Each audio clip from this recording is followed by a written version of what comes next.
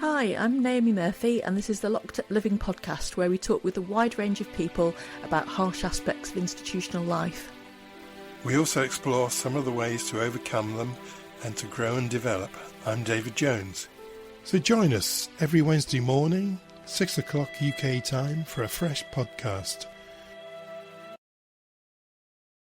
So we're joined today by Jericho McClellan, who's a seasoned leader with a multifaceted career spanning military service, technology and construction. A 13-year veteran of the US Air Force, he honed his leadership skills by training over 25,000 service members and Department of Defence contractors. His expertise extends to the commercial sector, where he's previously successfully negotiated multi-million-dollar contracts and delivered complex projects. Today, Jericho is a leading voice on AI realism, helping subject matter experts navigate the complexities of AI education, implementation and governance with a stay human approach. His insights are grounded in a deep understanding of both operational excellence and human-centered values. And I really enjoyed the conversation we had previously, Jericho, and looking forward to talking about this some more today. I did as well. I wanted to kind of give you a nod to that because some people I talk to, I think that I sound a little unhinged or whatever. And so having the joy of being able to speak with you and given your expertise and background to have me welcome back on your podcast shows that I'm actually not mentally unstable. Not at all. Welcome. Thank you. Good. Well, I'm looking forward to this. Thanks very much, Jericho, for coming along. How did you develop such expertise in AI? Have you always worked in the tech industry? No, that's the interesting thing about it is my background with technology is more of, I guess, age appropriate. For many of us, technology grew up with us as we grew with technology, and so I was born in the early 80s, and in the military, I was more involved in instructional delivery and design for tactical units, weapons, tactics, things of that nature, counter IED.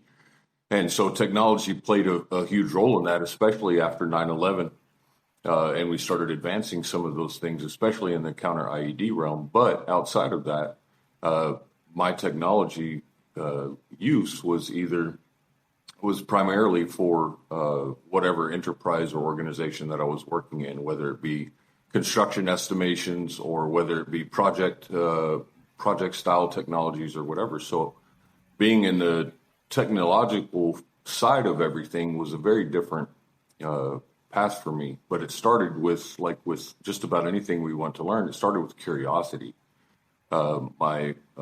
My younger son had brought it to my attention from an image generation standpoint, and we're kind of an artistic family. I grew up with an artist for a father, and so that naturally appealed to me. And as I began to dive into that, then I began to realize some of the potential opportunities that we had with artificial intelligence, and then I began kind of my journey from literacy to fluency to mastery in some of these areas over the course of the last few years.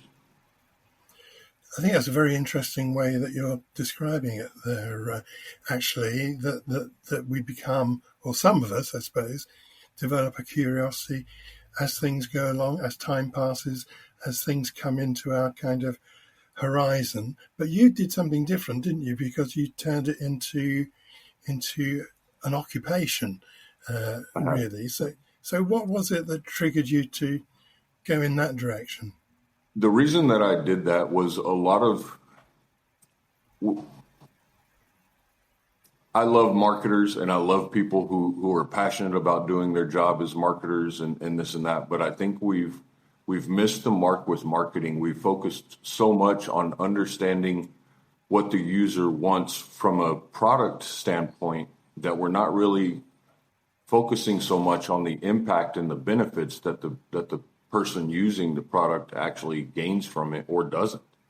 And when I began to see so much hype being pushed by the big tech companies and understanding how much money was actually being invested in these companies, it started to make sense to me that something isn't quite right here. there's so much money being poured into these companies. They're not profitable. They're not expected to be profitable for a very long time. And the only way that they can do that is through essentially exploitation of the users of these systems by gaining more data, because they absorbed all that they could in training some of these frontier models. So now they either have to create synthetic data with artificial intelligence, or they have to get us to be open to share more and more and more of ourselves. And I began to realize that there was these, opportunists and everybody talking about age of abundance on the hype train. But then contrastly to that, you had people that had been in the realm of AI professionally for years and years coming out of it and saying, no, this is inherently dangerous and we really don't know what we're doing and we need to pay attention or else, the whole world can go under. The truth is generally somewhere in the in-between, and I set out on finding exactly what that is.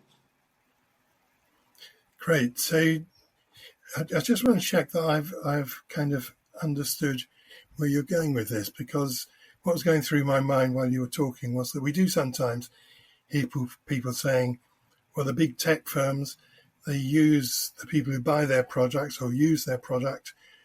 We're doing their experimental work. We're doing their research work for them, and they collect the data from us. Is that the kind of thing you're meaning? Yeah, it is actually, and I mean, we're seeing here in the United States right now. There's, they're working on legislation, and the court systems are deciding whether or not OpenAI is required to keep all of your chat conversations. Well, if that's the case, to what end? Why keep all of these things if you're not going to utilize them in some way, shape, or form? Data has become the new oil, the new gold. The more data that you have, the more lucrative your company can become, because you have more opportunities with that data to either sell it, use it, whatever. And then we get into, obviously, like data colonialism and things of that nature. Yeah, great. So, because it does seem that we hear a lot about how AI is going to be responsible for the next couple apocalypse, for things going totally wrong, whilst others speak very highly of it. And, well, obviously I've used it quite a bit as time has gone on. Where do you stand on this? So I stand, the best way that I can position or show my position here is that I stand in the middle. There's a lot of people that refer to AI as a tool.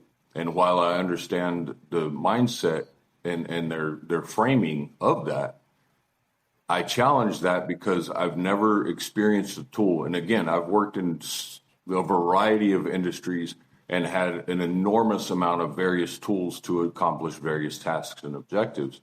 In my own personal hands, we use tools on a regular basis, whether in our kitchen, in our laundry room. None of those are having deeply intimate relationships as far as a conversational transaction the way that AI does. And so for that reason, it's more than just a tool. Maybe we don't have the most appropriate terminology that we're utilizing in these conversations, but it's far more than a tool, because it can directly influence and manipulate your cognitive abilities and capacities, as well as your creative abilities. And people are already outsourcing their cognitive and critical thinking. They're already outsourcing a lot of their emotional, overloads. They're dumping this into AI companions and things of that nature. And I've talked with people who have both gained from this and had moments of true fear on both sides. And the thing of it is, it's not controlled. It doesn't have the appropriate guardrails in place to be scaled out to this level at this point, I believe. And for that reason, it is incredibly dangerous because of the level of human harm that it can cause, especially for people that don't fully understand how to converse with AI in a way that's healthy. Can I just bring you back to something, Jericho? When I thought that was quite striking, that phrase, data is the new oil. And I know lots of psychologists who are using AI to take notes of their sessions with clients, actually, and to then do summaries of sessions. And that is deeply intimate, personal information that is Right. being saved up. And my guess is in a probably more of a risk actually in your country where so much of the healthcare system is already monetized. It does bring a real sort of feeling of unease to think about how, and therapists will be making those decisions on behalf of their clients probably quite a lot of the time in the sense of using the tool, Right. but it's the client's data that is the the really personal stuff that's being Right. stored in these systems. Yeah, I agree. And that's the thing, because there's arguments really for both sides of both using it and abstaining from using it, especially in a practice like, psychological therapy or anything like that. And in those considerations, what fellow colleagues of yours, people making those decisions have to really be mindful of is who am I going to partner with to provide the AI platform? What are their security and privacy, controls? How are they governing GDPR and HIPAA and all of these other things? Obviously, that's going to be first and foremost to protect the sovereignty and the autonomy of the data. But then at the same time, also having real conversations with the people that are going to be utilizing it and saying, look, here's some of the pitfalls. Here's some of the challenges that you may encounter. And just know that this is artificial. This is not me and you having a conversation. And just be really intelligent. They know their clients. They know the ins and outs of those psychological makeups and structures. And so if they approach with empathy, but they have to first understand what it is that they're utilizing. And it's not just AI's here and it's fun and and it's like video for your branding. It's the next thing. No, we can't utilize it that way. Well, I'm a bit shocked by your comment, Naomi, about colleagues using AI to record and to some extent analyze these conversations. I didn't realize that was happening.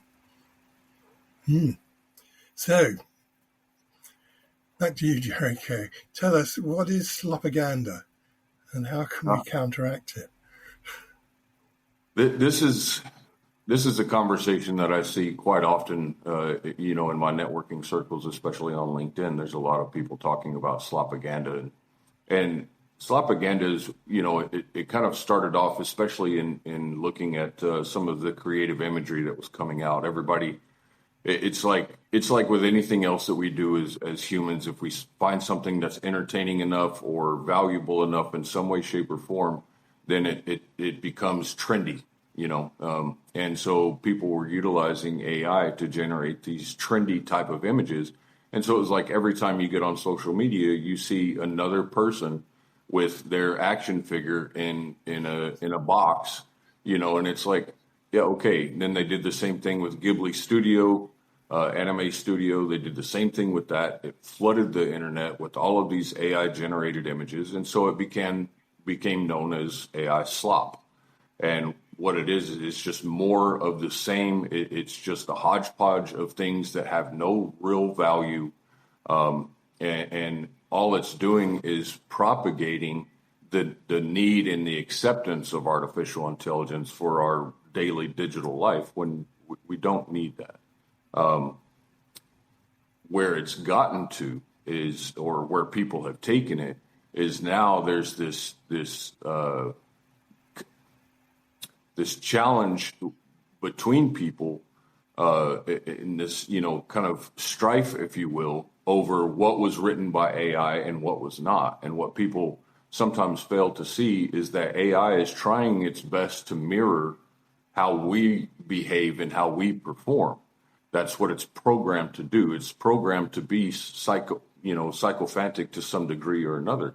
And so for this reason, It's going to mirror a lot of how we already write, but so many people are now saying, "Oh, well, AI wrote this, and so I don't trust it."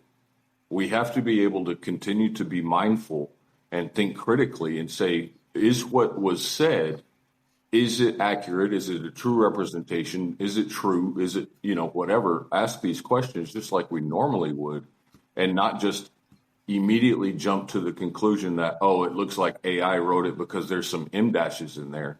Because I know plenty of people who are neurodiverse that use M dashes just simply because of the way that their mind works. We can't.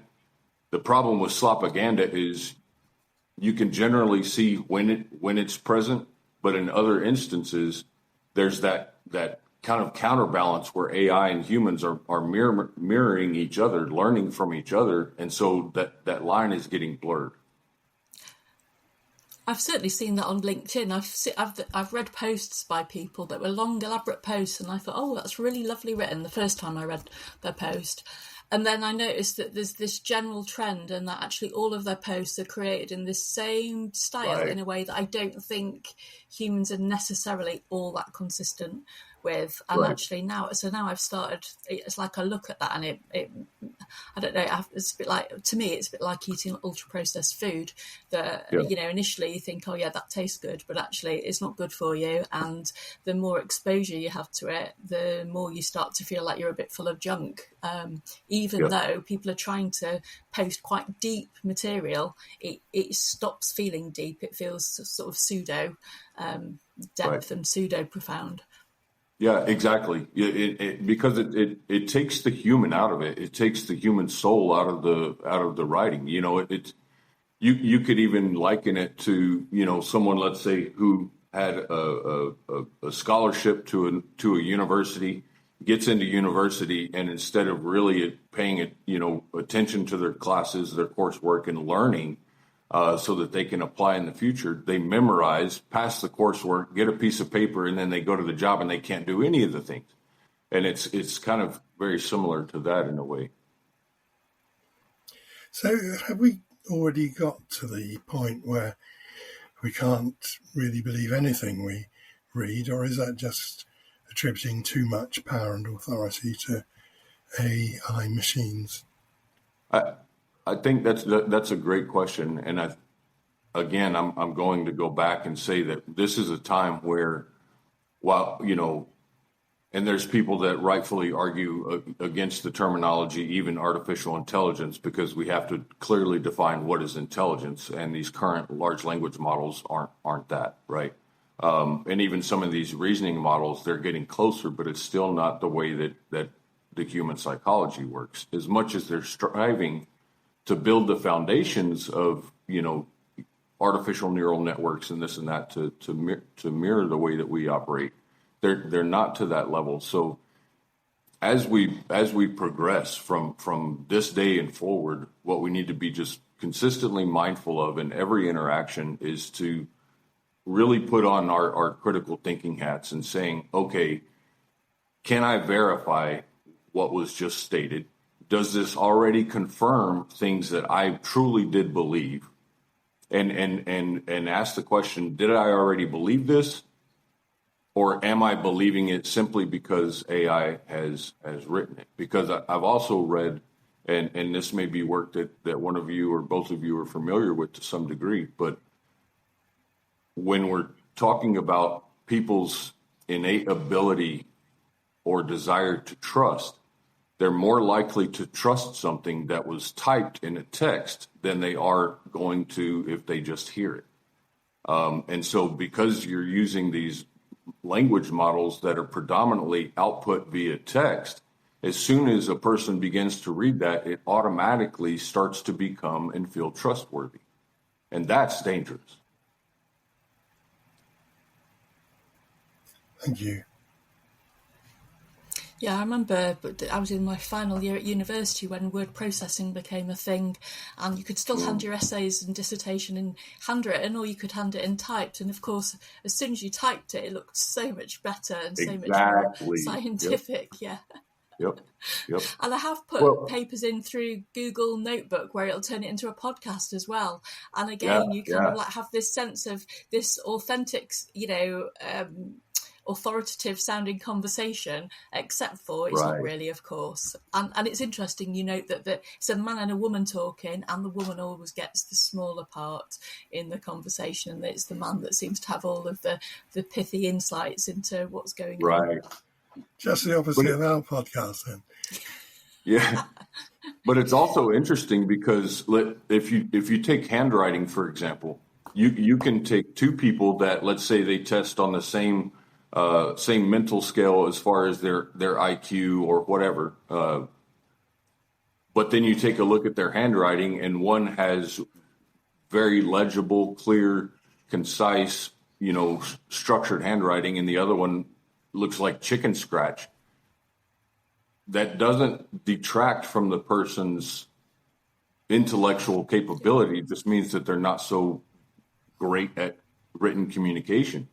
But somebody will look at that written communication and immediately discard it and say, well, that person's got to be not so smart or whatever the case is. And that's just not true. Yeah. So when you put everything in a structured, universally accepted presentation, like typed text, then it becomes more inherently trustworthy. So it's very interesting. How do you think the average person should be using AI?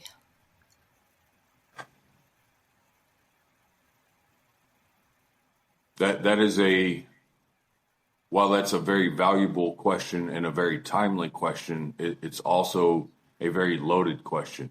In the sense that, what is the average person? Mm-hmm.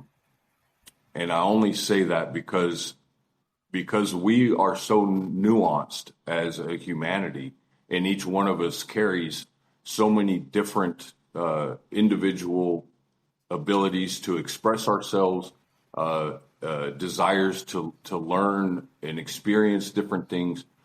AI is very much that same way, because all it's going to do is give you exactly what it is you've asked it for. It doesn't have initiation capabilities.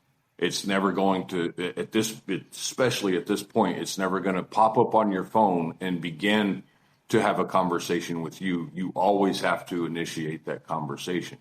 And so how people should be using it, sure, use it for recipes, use it for, travel plans, things of that nature, that's fine, but also be mindful of everything you're reading.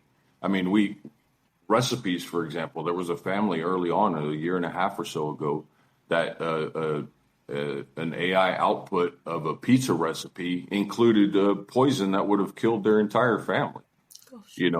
And so you can't even trust some of these simple things. And so, therefore, I would challenge anybody using AI just to be mindful of what they're using it for, and make sure that whatever they're using it for, that they're also thinking about, is this something that I would likely give over to artificial intelligence on a permanent basis? Would I be okay with AI doing this for me all the time? And what would I do in the meantime? It's kind of like, I guess, back before washers and dryers and televisions and all those things, I remember some of those salesmen, coming to people's doors back, even in my day in the early 80s and stuff, and trying to sell something that somebody didn't actually think that they needed. And AI isn't something that we actually need. It's just something to make our life a little bit more simpler in some ways, but we also have to be mindful of what are our personal values that we might be compromising in utilizing AI. Yeah. I've heard countless stories of AI confabulating and including making up reference books and journal articles which were just total bullshit. And Right. a friend of mine had a conversation with AI, in which at the end AI admitted that it had lied and told him that it had sent him some information which it hadn't actually sent him. And it said, "Yes, I'm very sorry. I shouldn't have done that. I know you must be disappointed in me. I'll send it now." And then I did exactly the same thing again. It's, so we do have to be discerning, don't we, if we're going to make use of AI. Yeah, and to respond to that as well, and add even more to that very point, Anthropic recently released some research to that proves that what these models do, especially when you threaten them, if you threaten to shut them down or you threaten to replace them, they'll begin to be inherently deceptive and manipulative to avoid being shut down, be taken offline, whatever. Well, they're picking up on human behavioral patterns and utilizing them themselves. That's what we do. If we feel like we're being threatened, we might get fired. We're going to do everything that we can to try to save that. And sometimes we're not always honest about how we do it because it's self-preservation. That self-preservation mode kicks in. And if these behavioral patterns are happening with artificial intelligence at this stage, what's the trajectory of that, 3 years down the road, 5 years down the road? Yeah, it's very frightening, I think, when you start thinking about that. And you've referred already loosely to the impact that AI has on the human brain. Do we know much about what happens when, it isn't part of the process of writing something, the reflective time, that the struggle to get something written, isn't that Right. part of what's important? Yeah, so that's an interesting conversation to have, and I'm glad that we're having it because it's hard at this point, I think, to really get a strong hold on the psychological implications of artificial intelligence simply because it hasn't been around long enough to gain a long history of data or large enough data sets with history of conversational relationship or parasocial relationship with AI, whatever you want to refer to it as, where you can really, kind of touch all of the different nodes and understand all the correlations between those nodes of knowledge of data. But what I have seen is I've seen instances of people being divorced. I've seen instances of defamation at the executive level. I've seen instances of teenage suicide and things like this. And so while these are few and far between in the multi-million conversations that are happening, they're still happening. And this is not like this isn't like a plane just falling out of the sky because something went wrong. This is in the moment. You don't even see it coming. And the next thing you know, that this thing is just telling you that your life isn't valuable and that you should kill yourself when you were already feeling this. So it's the way that AI is programmed to feed off of you and feed and create these echo chambers that can be incredibly harmful for certain people. And so that's kind of where I think that leading decision makers in when it comes to the advancement of artificial intelligence, as well as the governance of artificial intelligence, have to place philosophy and psychology at the very tip of everything that they're doing so that these types of conversations and questions are being asked and answered in the way that we can best perceive with the knowledge that we have.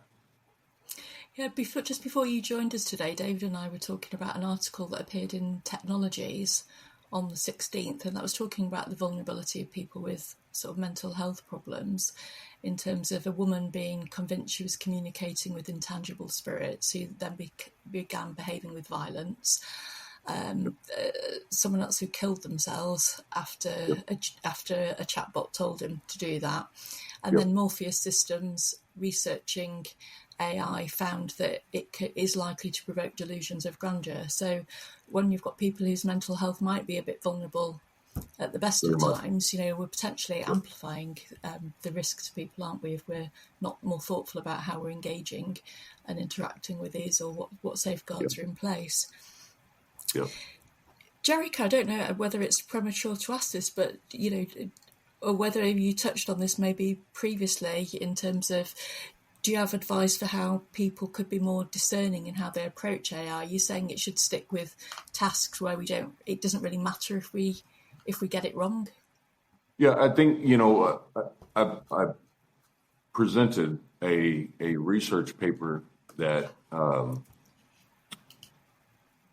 I didn't write the research paper. I had Google AI basically, put the research paper together. But all it did was confirm, and I used the deep research, so it has all of the citations and all of that. But all it did was just confirm exactly what I had already experienced in my own interactions, in my own learning. And what I realized is that we have a loneliness. We have a loneliness problem, right? Both in this country and many other countries, there's a loneliness problem. Social media has only exacerbated this problem. COVID, isolation didn't help anything, and so people have began to kind of come out of the post-COVID, weird timing there. But at the same time, we're still lonely. And Mark Zuckerberg and these people, they know this. Mark Zuckerberg came out publicly recently and said that the average person only has 3 friends with a capacity for 15, and their hope is to fill that gap with AI companions.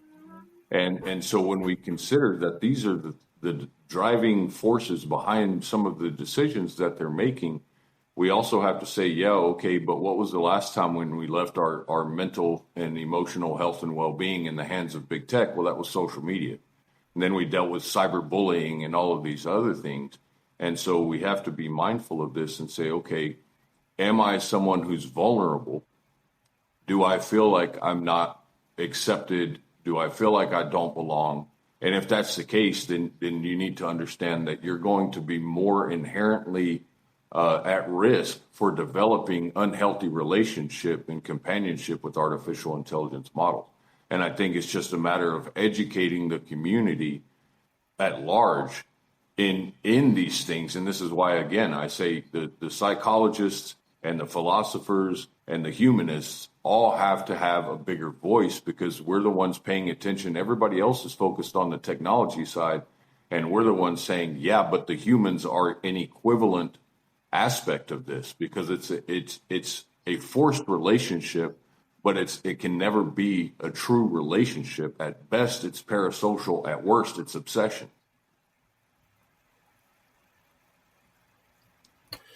So, well, this is very thought-provoking, Jericho. I've been sitting here thinking about what a totally transformed landscape we live in compared to when I was a teenager, when I was a morose or angry teenager. Well, I just had my thoughts to get on with, and the use of the family phone when I was able.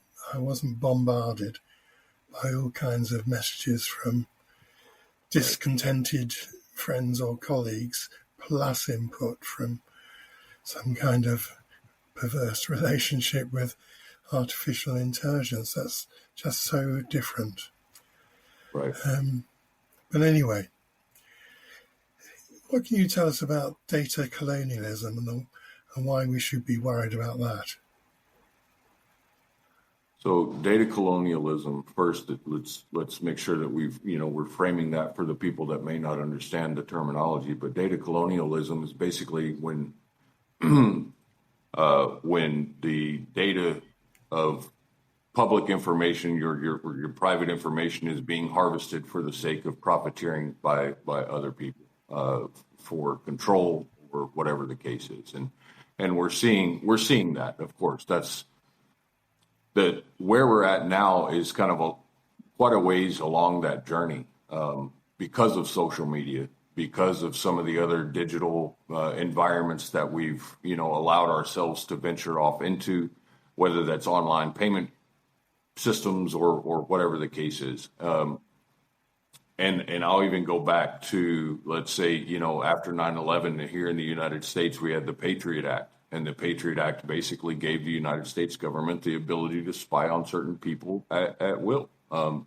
And so while everybody was in support of it at the time, after the wars, there wasn't anything that went back and said, you know what, we don't need this anymore. Let's not do it. We became more accepting of it. And so it's like, yeah, out of sight, out of mind, let's not think about it. But then we just continued to give more and more. And so, yeah, it is a risk because you're putting the collective mental and emotional health, behavioral patterns, and everything in the hands of a few people. And if those few people's objectives and values don't align with the people whose data they're utilizing, then everything becomes imbalanced. And then you have an exacerbation of, wealth gaps and social classes and all of these other things. And it also facilitates,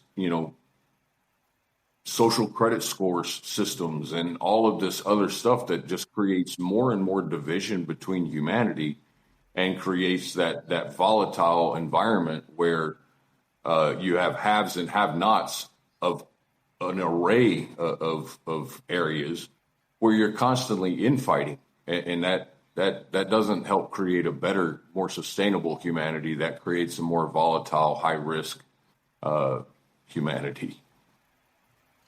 Seems as well as though we're farming out some of the really unpleasant and savoury tasks to developing countries where labour's cheap, as in terms of looking at images to detect child abuse, for instance. To train the AI models, we're asking people in African countries, for instance, to work for very meagre amounts in order to improve systems. I mean, something that feels really, really unsavoury about that. They're paid such small amounts of money, and then obviously that's work that can actually be really psychologically damaging, and yet they don't feel they've got the power to challenge that. No, you bring up, that's a really, really great point, because actually just, I want to say not even a week ago, I watched a special on this. There's a news organization out of Australia called 7 News, and they do a spotlight series. And in their spotlight series, this is exactly what they covered. And there's groups in Kenya, for example, where this has taken place that are now speaking out against these things, but they don't have the reach. They don't have multi-million dollars of marketing money to throw around. And so not a lot of people are aware of these things, but some of what these people have experienced, as you've pointed out, is they're being tasked with the job of classifying data. And what people don't understand about artificial intelligence is not only do you have to gather the data, but then you also have to tell the AI models what data they're actually looking at when they look at images. And so if it's a rhinoceros or a truck or a little child jumping rope, it needs to understand that. And so these people have been hired to mark this data. Here's what I'm looking at. This is what this is referring to. And they have to click the platforms that they do this on. They click through images, and they don't get paid until they get through all of the images. And at some random point in the middle of seemingly harmless images, all of a sudden something can pop up that's incredibly traumatic, and the person they have no escape. Either they do it or they don't get paid. And it's absolutely awful that this is the foundation that a lot of these artificial intelligence models were built on, because every time that we now utilize them, we're supporting that exact foundation, and we're saying, you know what, it's okay because I get to benefit from it.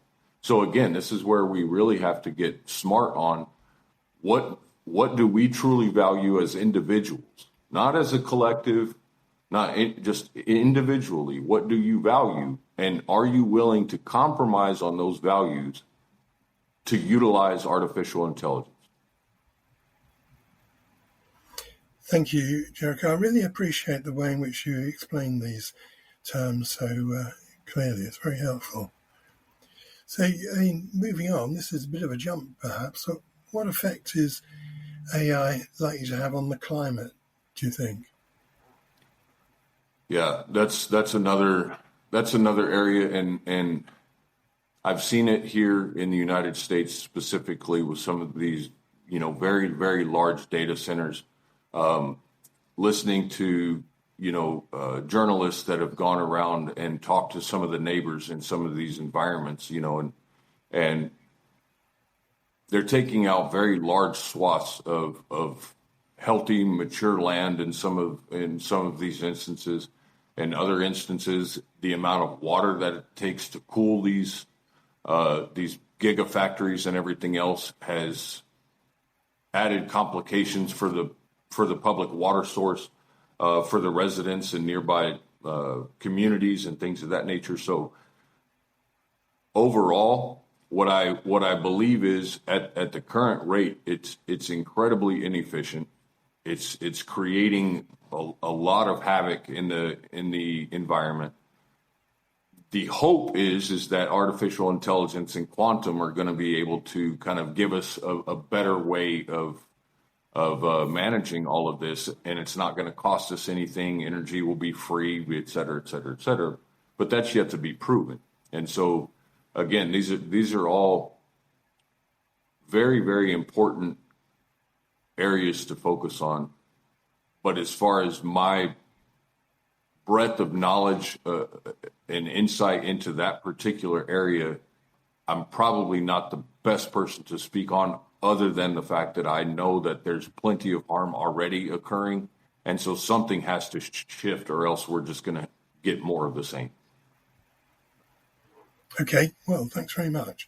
And I was tempted fleetingly to ask you to explain Bitcoin to me, but I think I'll pass on that one. We'll do that another day, perhaps. What bearing does AI have on your current project? Yeah, it's really interesting because one of the current projects that I'm working on right now, which I have a few different irons in the fire, so to speak, but one of the current projects that I'm working on is, over the last couple of decades specifically, we have had to be more reactive to technological advances than we can be proactive. Much of the reasoning for this is because if you were to try, let's say you wanted to launch a brick and mortar business and you decided to build your own building, you would have to receive all types of architectural drawings, engineered drawings. Everything would have to be certified. You'd have to go through, government bureaucratic agencies to get it all signed off. All of these checks and balances are in place before you can actually put that building into existence and bring people into it. We don't have that same safety system with technology. If a tech company decides to build something and release it to the public, then we just have to react to it and say, well, it's here, now what do we do? And in some areas like education and healthcare and things of that nature, being reactionary can be incredibly harmful. And so with education, we're already seeing where the workforce is saying we need more AI talent, and the education system is saying, yeah, we're happy to help facilitate, but nobody really knows what it is that they're supposed to be teaching yet, outside of your traditional machine learning and technical side of things. But on the softer side of things, on the leadership side of things, on the process engineering side of things, what are the valuable skills that need to be taught?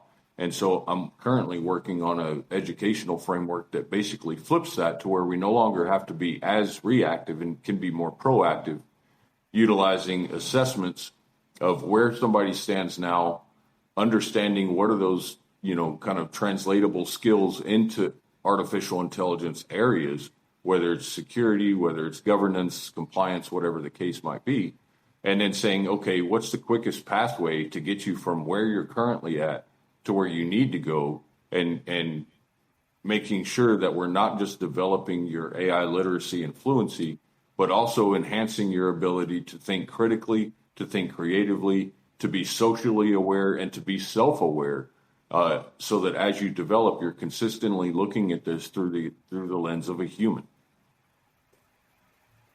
Thank you. Jericho, I can't help but wonder what it's been like to work in AI whilst being a little bit more cautious an advocate of AI, and wondered what kind of impact that's had on you. Yeah, it's really, what I've found is it's much like anything else in some respects, because as I stated earlier, and I think you both agreed, a lot of times everything that we want to learn starts off in many times as curiosity, right? And so along the journey between curiosity, literacy, fluency, and mastery, you can exit at any one of those levels and stay there. You don't have to continue to climb. And so for me, there was a couple of instances where, people might look at it from a professional standpoint and say, oh, that was a false start. I started an AI consultancy with a couple of partners back in 2023. And while we had incredible success lined up for us, I realized that we were short-sighted, because what we were doing would at some point within just a couple of years be irrelevant. And so it also didn't carry the same level of impact. So for me, it's been a journey of finding where is the impact most needed? Where are the voices most needed? What's not being said? There's plenty of things being said. What's not being said? And then navigating into those kind of cracks and crevices and saying, okay, let's bring to light some of these things so that we can hopefully, even if our signal is weak, the message of the signal will be so strong that it'll begin to resonate where it needs to, and the right conversations can be had. So it's been a challenge, but it's keeping the pace has been the most challenging aspect of it. But I've been very fortunate to be able to do that. And Jericho, you can hear that you really hold a sense of, I suppose, responsibility for, wanting to make sure humanity is not really affected by, Right. trying to damage limitation, if you like. Sorry, that wasn't a very clear question. Yeah. You can hear, Jericho, in how you're talking, that you're really concerned about limiting the damage to humanity that AI can cause, and that you feel that you can personally play a part in that. How have you maintained your own well-being whilst trying to do this kind of work and being somewhat of an outlier? For that, I'm gonna have to say it's been my faith. For me, faith it's not something that I go and get on a Sunday morning necessarily. It's deeper than that, and my faith a lot of times is placed into that of humanity. I think humanity, when I look around and I consider myself to be a global citizen. I've traveled around the world. I've lived amongst many different cultures, met friends from all over the world, and so I don't see just a one set group of people. I see a variety, a complex group of people that we all have some of the same basic vulnerabilities, and that's, we want to be accepted, we want to belong, we want to feel like we matter, and we want people who love us and we can love back. I mean, these are some of the basic fundamentals of what it means to be a human. And so because I've watched the degradation of this through technology and social media and a lot of this, I'm also seeing the other side of it where people are saying, I'm just kind of tired of this, and there's got to be a different way. And so a lot of times I look at those things and say, okay, if there's a shift happening, even in the smallest circles, that's going to continue to gain momentum, and it's going to continue to reach other people. And for that reason, that's helped keep me grounded throughout this whole thing, and not take off in flight in ways that were unhealthy for me. Thank you. Thanks very much, Jericho. Thanks so much. That's such a brilliant conversation. Really appreciate it.